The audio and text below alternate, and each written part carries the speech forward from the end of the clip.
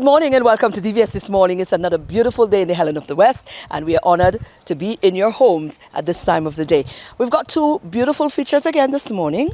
Very nice ones, I might say so myself. But first we need to tap in with Kendall. Let's head on over to the news desk. Good morning. Time now for a summary of your top stories, and we start off with the implications for the U.S. debt ceiling negotiations for local economies. There is some unease over the negotiations and how they will pan out as White House negotiators and congressional Republicans remain at a deadlock over whether to increase the nation's debt limit. Partner at Grant Thornton, Richard Peterkin, is concerned that failure to reach a deal and soon could have serious implications for economies like St. Lucia's. 60% of our tourism stayover arrivals come from the states. So if, in fact, investors in the states and so on are suffering because of default, and we're getting a lot of the high-end type of tourists, they're not going to travel. They're going to stay home and soak up their losses and be careful with their money. And we've become dependent on that source of arrivals. We can't replace it by Caribbean or by UK. So it would mean our arrivals will start going back down during the rest of this year. Similarly, we've been having a lot of investment from the U.S. for a change over the last couple of years on local products for projects such as Cabot, for example, where most of their buyers are from the U.S. And they're paying top dollar for real estate and whatnot. So again, that level of wealthy person is going to be so affected. The linkages with the currency. I mean, yes, EC dollar is linked to the U.S. dollar. So as default and the U.S. dollar goes down, and that's good for tourism because people can come here cheaper. But it's bad for any debts that we have in U.S. dollars and all the purchases that we may be making from Europe and China. Prime Minister Philip Pierre during Monday's pre-cabinet briefing said the government here is watching the situation and is hoping the two sides can reach a deal soon. An application for a special prosecutor is before the Judicial and Legal Services Commission. This was disclosed by Prime Minister Philip Pierre at Monday's pre-cabinet briefing. We've got an application in, the person, the choice is going to be made by the Legal and Judicial Commission. That's what we're waiting for. It's not chosen by me. It's chosen by the JLDC. Were they both local and regional applicants, or? Prime Minister Pierre has reiterated his administration's determination to stamp out corruption in government, stating that it would not conduct witch hunts, that's the administration, but rather tackle the problem in a systematic way. He has previously said all public officers, including the Prime Minister and members of his cabinet, are subject to scrutiny. Worsening work conditions at the Immigration Department forced employees to stage protest action on Monday and Tuesday. Employees are demanding a work environment free from mold and other health hazards. As we speak, a number of the staff from the Immigration Department, both civilian and police, have decided that the place poses too much of a hazard to their health, and so they would remain on the outside and not enter the building. This comes after much agitation from the Police Welfare Association, dating over a year. Of course, we met not too long ago with the minister, and at that meeting, some recommendations were put forward and they were accepted. And the minister did then, that is the Minister of Home Affairs, ask that the members of the Immigration Department, there be a rotation schedule in place for them so that they do not spend much time in the building. Also, they also agreed to the members seeing a doctor, and of course to set a definite date to relocate the Immigration Department. According to the PWA president, the directive given to the head of the Immigration Department was for the proposed measures to be implemented as soon as possible. However, it appears that these measures only came about last week, allegedly triggered by the hospitalization of one of the staff. The Department of Fisheries is joining the international community in observing World Turtle Day and encouraging people to celebrate and protect turtles and tortoises and their disappearing habitats. The department is also calling for humane treatment of the animals 1 day after the discovery of a slain hawksbill turtle at VG Beach. 4 of the 7 species of the world's sea turtles come to St. Lucian's shores. The four, the hawksbill, green, leatherback, and the loggerhead, are either listed as critically endangered or vulnerable. We continue to sensitize our stakeholders, ensuring they are aware of nesting activities. And so even from the onset of the nesting period in March, we have attempted to familiarize the hotels on the West Coast particularly, because this is where we see more frequent activity of sea turtles. Of course, all the beaches around St. Lucia are nesting beaches. We have some popular or more frequently reported beaches, and VG being one of those. There are a number of stakeholders at VG, and as we continue this process, we continue to engage stakeholders, we continue to train persons so they understand the behavior of sea turtles, because sea turtles require us for further protection. It is currently nesting season for the sea turtles. Beachgoers have been told to be on the lookout for these gentle creatures and to avoid interfering with them altogether. Those are your top stories. Thanks for watching. Good morning. And thank you so much. We now take a break. We'll be back.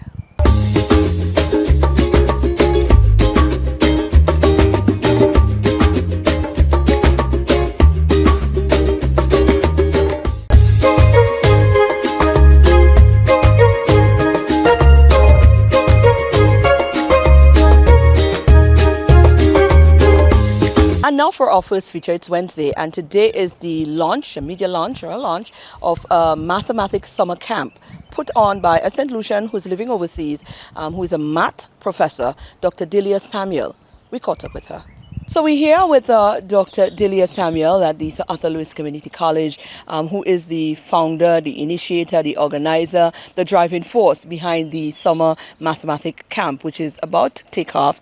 Doc, yes. How are you? I'm great, and thank you so much for amazing. interviewing me. Thank you so much. No, we could not pass up this because, of course, mathematics is one of the founding principles of our existence as humans.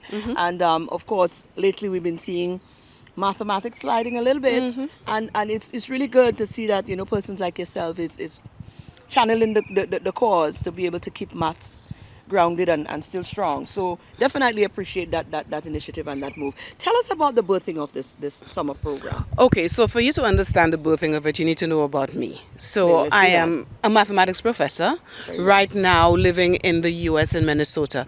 But I taught mathematics here between 1985 and 2003. First at St. Joseph's Convent and then at SALCC. So it is a passion of mine. And you know, the results have never been stellar in mathematics. We all know that. And just to give you a little synopsis, between 2017 and 2021, the pass rate averaged 45%. And efforts have been made to alleviate that problem. But obviously, not much progress has been made. And so last year, I am the PRO of A-Team. A-Team means Alumni Association of the Tertiary Educational Institutions on the Mon. It's basically the Alumni Association associated with SALCC. And we had a panel discussion called The Trajectory of Mathematics in St. Lucia. And there we invited officials from the Ministry of Education, teachers, students, statisticians, and basically it was a fantastic discussion, and people were just speaking about what mathematics is like in St. Lucia, and it was a cry for help. And so this is when I thought about it, and I came up with this mathematics camp idea for St. Lucia, which will take place in July. To give you a little idea of what it is, we are targeting 200 Form 4 students, as well as 100 teachers. So it will not only be for students, yes, but for teachers. I like that. Basically, teachers, I have been a teacher for so long, but I am still learning. Okay, all teachers need to learn best practices for teaching certain concepts. So we are targeting these students, we are targeting these teachers, and also parents, you know. Oh yes, because they play a phenomenal role in their students' lives. So you have parents who themselves have these negative attitudes towards mathematics, and they are unable to help their students at home. They are unable to motivate their students in order for them to pass. So we have sessions for them as well for at that camp. and the camp will be held in the north and the south of the island. So we are looking at all schools, not only for Castries or not only for the north, it's for everybody. Wonderful. Is that the first time that this is going to be done? First of a kind. I dare say maybe the first of a kind in the Caribbean. Wow. Wow. Okay, so run through what can be expected as part of this program. It's going to be running for how long? Right, so very good question. So it will be from July 24th to August the 4th, excluding weekends for the students. And it will be from July 24th to the 28th for the teachers. So what I did is that we did some research, and I have a lead team working with me, by the way.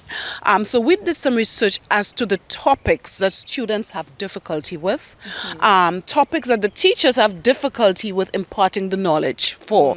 And so we will be teaching teachers the best practices for teaching these topics, as well as the students. You know, let's say you have trouble with factorization.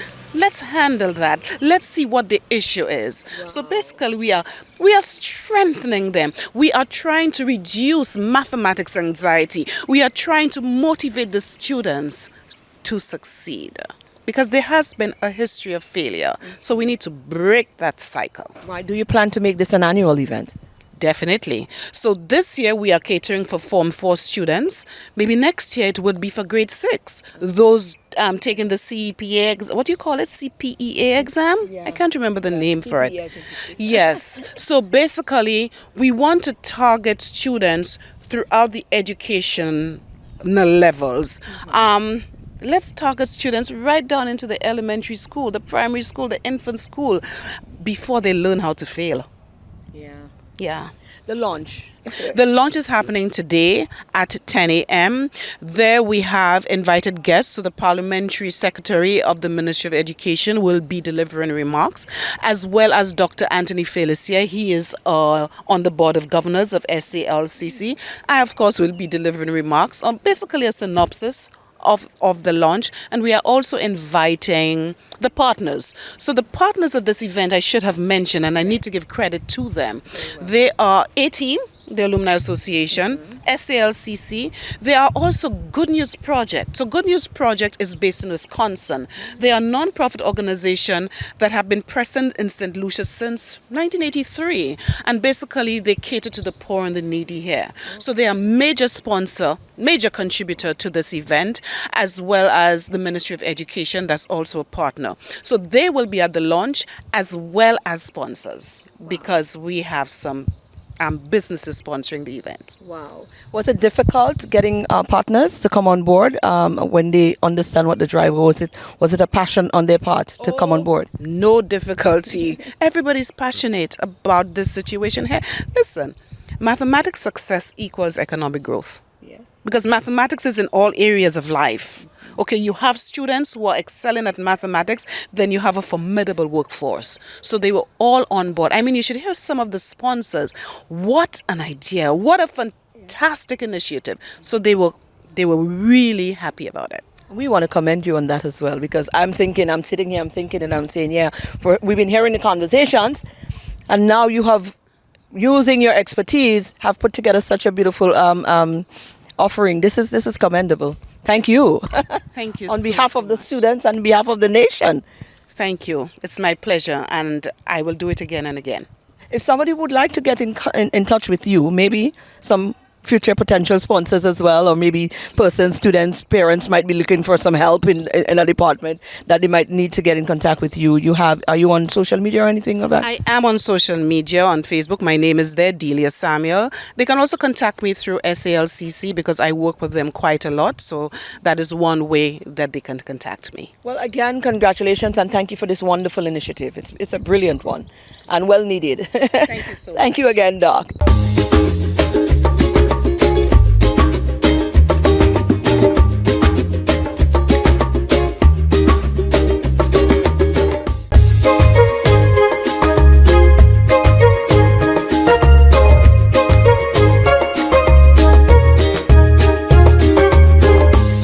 And now our second feature. St. Lucia is, what should I say? St. Lucia it's got a lot of very creative persons.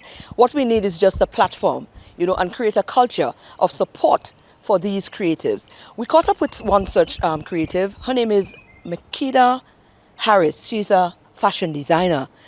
Let's take a look at her story.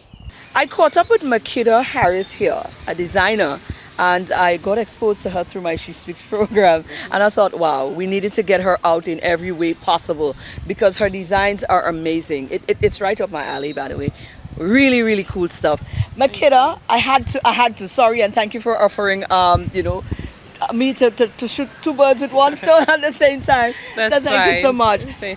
DBS this morning, we are more than happy, and we needed to get you on there because I looked at your design, and your little story is so nice, and I wanted to get it across as well because you decided to go into designing when everybody else opposed to it, including Daddy. Of course, Mommy gave you a little go ahead, but including Daddy didn't see that at all because this is in Lucia, where we don't have an appetite for that. Wanted to be a designer at that magnitude when there was so much more that you could have been exposed to. Daddy didn't see that at all. So talk to us a little bit about your journey in the fashion world. It's been fun, challenging but fun. How could I say again? What could I say again about Well, it? you could tell us from when Daddy said, that's not working. I was telling Maureen on She Speaks that I actually walked out of my exam at DTIMS when I was just like, that's not for me. Like the business corporate world, would I say, that's not for me. And then it was from then on that I decided I focused on putting my mind to actually pushing myself into the fashion industry.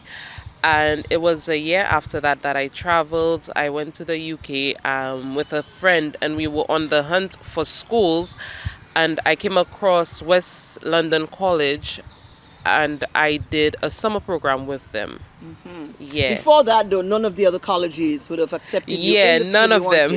None of them. None of the fashion colleges would accept me because I did not have an art background, any design, nothing. I had no artistry background whatsoever. So they were like, I need to have something. They couldn't accept me on the basis of just my love and my interest. So when I got all of that information, I didn't let down. I didn't just say, okay, you know what, that's it. I looked for another avenue, and I got West London College, like I said, with the summer program, and I did that. And then from then I went, they accepted me automatically since I was already enrolled in the summer program to do my associate's degree, I would call it. It was just a certificate in fashion design, and then I applied to Middlesex University, got in, and I got my bachelor's degree there in fashion design. And since then, it's been smooth sailing. You got featured in a magazine. So it's a UK magazine, don't you? It's a UK magazine. So at the end of the program in Middlesex, we have this big fashion show with all the students, and in that big fashion show there are some judges, I would say, and they pick out it was out of like 100 plus students, they pick out like 20 of us. Wow. And I got chosen.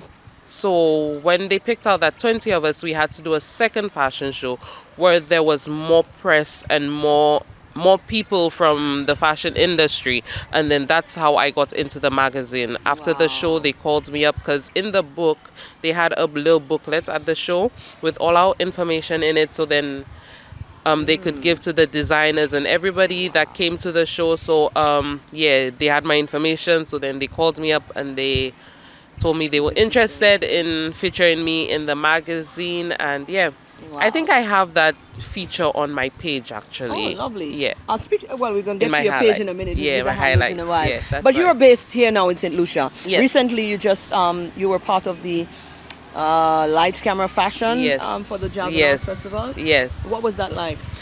It was really nice. Fashion shows are really and truly a hustle and a bustle.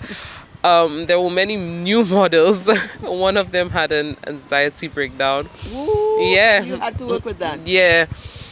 But it was a really, really good show. I had some really good exposure. The show was amazingly produced by Mr. Auger and Mike Celestin. They did an amazing job. But yeah, it was. What are your hopes? Your designs are now out there. I mean, you've got your own page. We're going to talk about that in a bit. You're going to put out your handles. Yeah. But you have defied the odds, and you're now into fashion full blown, which is what you wanted to do. Yes. What are your hopes and dreams? How far do you plan to take this? Right now, I can see myself going very far. I can just see this as only the beginning. Even though St. Lucia, they have widened their horizons, I would say, in the fashion industry aspect of it, it is still small. It is still on a small scale. So I would see myself going internationally, even in the Caribbean as well. But yeah, definitely internationally. Yeah. I looked at your design, and they're quite amazing pieces. They're quite bougie, by the way. Nice. Looks like the kind of thing I will rock. And they look complete. The finishes is beautiful. Where do you get your inspiration? What inspires you? Everything.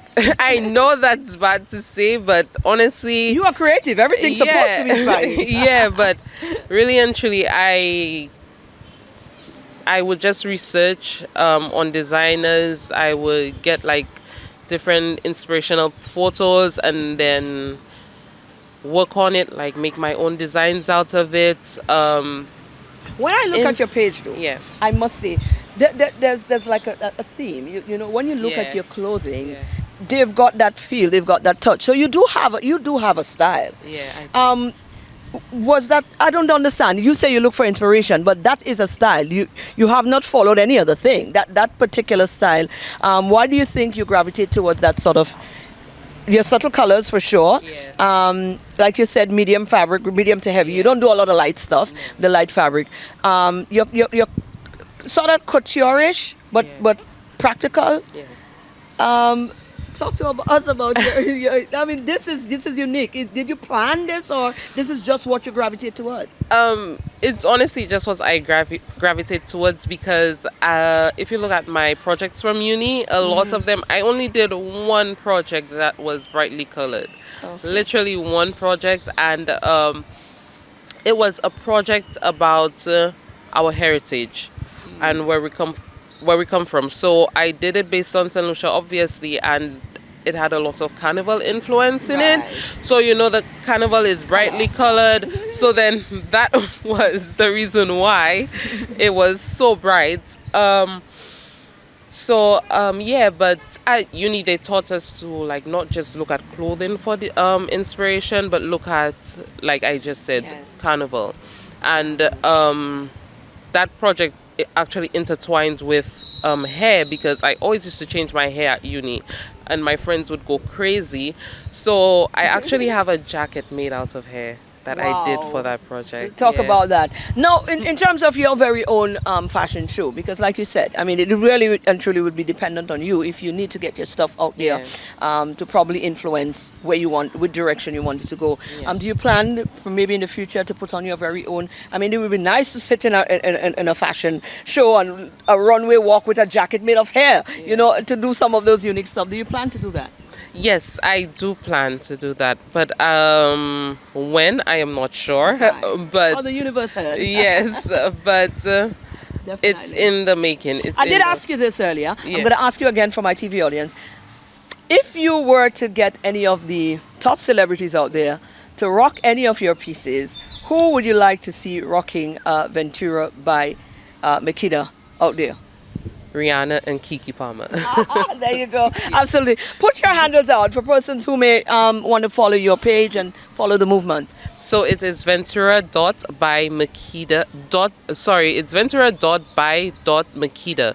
Ventura, VENTURA, Myrkida, MYRKIDA.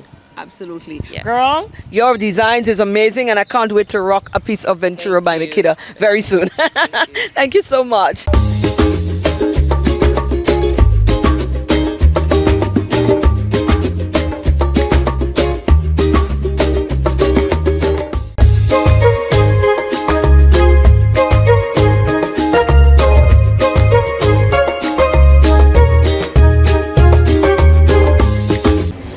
morning, DBS family, and welcome to another episode of DBS's Lookbook. And I am Vanessa Henry Long, your certified image consultant, personal stylist, and makeup artist from Lovely Makeup Artistry and Image Consultancy. Now, as you know, we're in the month of May, so we're celebrating a lot of things in May. As you can see, I am at an amazing store, I would say a luxurious store, Colombian Emeralds International at La Place Carénage. And today I am joined by the amazing Jessica, the sales supervisor of the store. She will be giving us obviously a little tour and telling us just what to expect for the month of May at the store, where you can come in to get, like I said, luxurious products or affordable luxuries as well. But it's the month of May, and we must remember in the month of May we celebrate two amazing birthstones. Always one birthstone, but you can see two amazing pieces of jewelry. Emerald, which signifies or symbolizes royalty, and of course wealth, and the color green, you know, it's all about prosperity and wisdom, and of course gold. So Jessica is the expert. Let me tell you, I'm all about the styling and the glam and the glitz, but Jessica is the expert of jewelry, so she will just give us a little rundown on emeralds or gold or whatever is best to get at Colombian Emeralds for this month of May. Take it away, Jessica. Hi, I'm Jessica, sales representative at Colombian Emeralds, La Place Carénage. We do specialize in emeralds. I think every woman should have just a tiny piece of precious gemstone emeralds. We do have affordable pieces ranging from $3.99 US and up. Okay, we also have it's a month of gold as well. Our pieces range from $99 US and up. Experience the moment at Colombian Emeralds. Oh wow, let me tell you, Jessica, you have me wondering how I can try to get, you know, like you said, some affordable or exquisite, let's use the word exquisite, luxury. That's right. At Colombian Emeralds. Now I am feeling quite, let me tell you, I'm wearing some emeralds and I'm feeling quite the luxury. Royalty. I'm feeling quite the royalty today. And it's just amazing that sometimes by just putting on a piece of jewelry, it elevates you to a whole new, it makes you feel like rich. It makes you feel fabulous. It makes you feel like a woman. Yes, okay? yes. And for the month of May, like you said, we are celebrating Mother's Day, not just on the 14th, 15th, around that time, but throughout the month of May. And I think we should be celebrating Mother's Day every single day. Sure. But we know, as it's in May, we will be getting, or you can come down to La Place Carénage, check Jessica, and see how you can start off, you know, hooking up mom with some of those amazing pieces.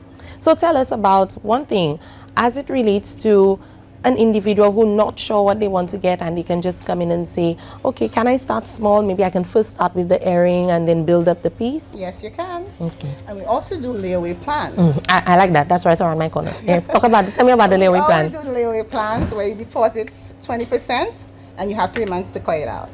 I like that. So you set it off a few months before Mother's Day, well, or any occasion. Start off, get 20%. Deposit and have 3 months to clear it off. Awesome. So you heard this, guys, right here on the lookbook, where you can get obviously your little tips and nicks and knacks as to what to get, not just for the month of May, but throughout the entire year. So if you are interested in getting on those luxurious pieces, you can start small, like she said, with an earring, a pendant, something really, you know, affordable, and build your collection into that luxurious emerald or gold this month, May. See you next time. And that's our show for today. I hope you enjoyed it. Join us again tomorrow for DBS This Morning right here. We look forward to seeing you.